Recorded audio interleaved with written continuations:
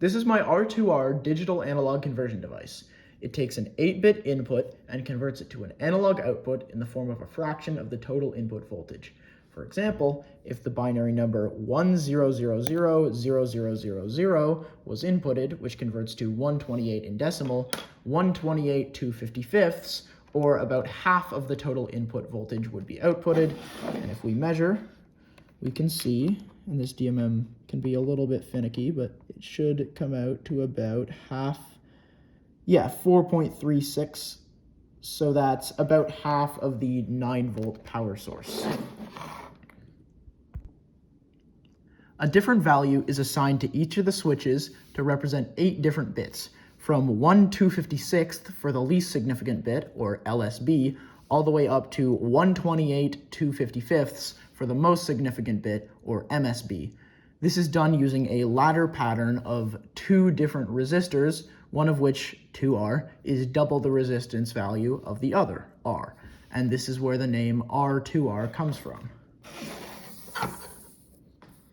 So, to break down this circuit, we first look at the path through these two 2R resistors. If we provide 9 volts on B0, the first switch, then 1/2 of the voltage will be presented in the middle of the two.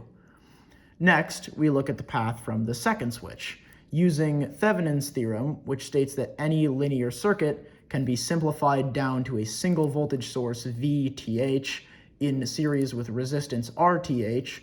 We can simplify everything to the left of this point to simply 2R. This gives us the same pattern that we began with, only we are now having half of the voltage, leaving us with 1/4 of the input voltage right here. So if you go again from B2, everything to the left of this can be simplified down to just 2R, because of course, if you're looking from here, these two 2Rs are in parallel, meaning they have their resistance value to just R, which since that's in series with this R, that becomes 2R. But since you're now pulling from 1/2 of your voltage, you end up with 1/4 of your voltage. So this pattern continues 6 more times, giving this first switch a value of 1 2/56.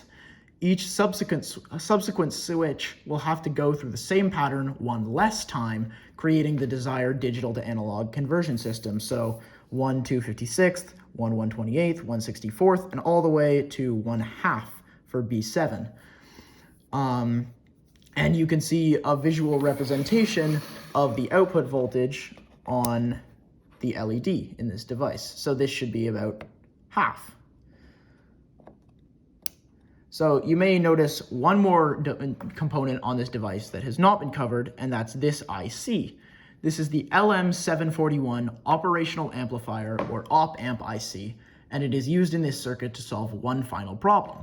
When the voltage is divided so many times by providing resistance, Ohm's law tells us that the current will drop as well, because current is equal to voltage divided by resistance. The purpose of the LM741 in this circuit is to rectify this issue by acting as a voltage follower. This IC is a high impedance device, meaning it does not actually let any of the input voltage through. Instead, it will draw from the main power source to output the same voltage as inputted with the full current provided by the power source.